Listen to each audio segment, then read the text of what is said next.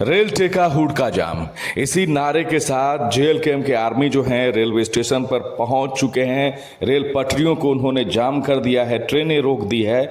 और ये जो तस्वीर आप देख रहे हैं, ये तस्वीर है पारसनाथ स्टेशन की, जहां जेल कैंप के आर्मी और मोतीलाल महतो अपने समर्थकों के साथ रेल रोके हुए हैं और अपने हक और अधिकार के लिए अपनी आवाज़ दिल्ली तक पहुंचाने की कोशिश कर रहे हैं।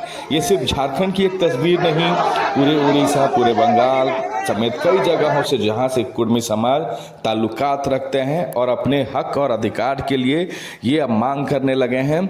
इस बीच जो है अब रांची में भी आदिवासी समाज संगठनों ने कुर्मी समाज के इस आंदोलन के खिलाफ एक आंदोलन का आह्वान किया है। लोग पहुंचे हुए हैं और यहाँ अपनी आवाज़ उठा रहे हैं।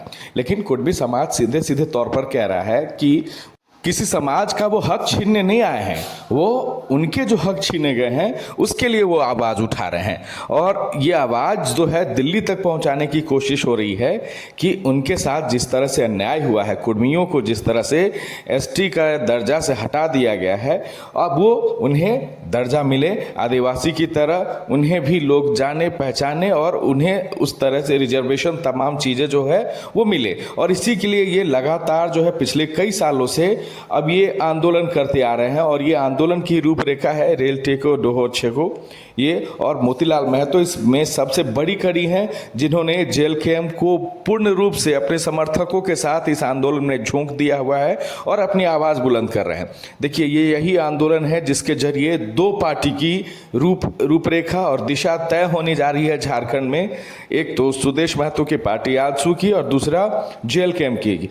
कुर्मी समाज पर पैठ कौन बना पाता है, कितनी बना पाता है, ये रेल टेको डोहोर छेको आंदोलन ही इसकी दिशा तय करेगा। पिछले चुनाव में, विधानसभा चुनाव में जिस तरह से आजसू की पकड़ कमज़ोर हुई कुर्मी समाज से, उस तरह अब ये इन्होंने जिस तरह अब पूर्ण रूप से अपने आंदोलन को सुदेश महतो ने भी समर्थन दे दिया है। और ये कोशिश हो रही है कि कुर्मियों को कहीं से भी छिटकने नहीं दिया जाए, बंटने नहीं दिया जाए। और इसलिए दोनों पार्टी जो है लगभग ये कर रही है। लेकिन अब कुर्मी समाज इन तमाम चीज़ों से परे अपने न्याय के लिए अपनी आवाज़ दिल्ली तक पहुंचाने की कोशिश कर रहा है और ये कह रहा है कि नहीं, अब उनको मिलना चाहिए वो अधिकार जो उनसे छीन लिया गया है।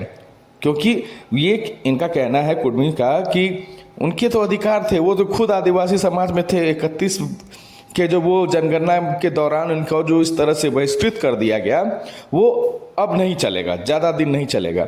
इसलिए उनको किसी भी हाल में इस रूप में, इस वर्ग में हमेशा के लिए शामिल किया जाए। क्योंकि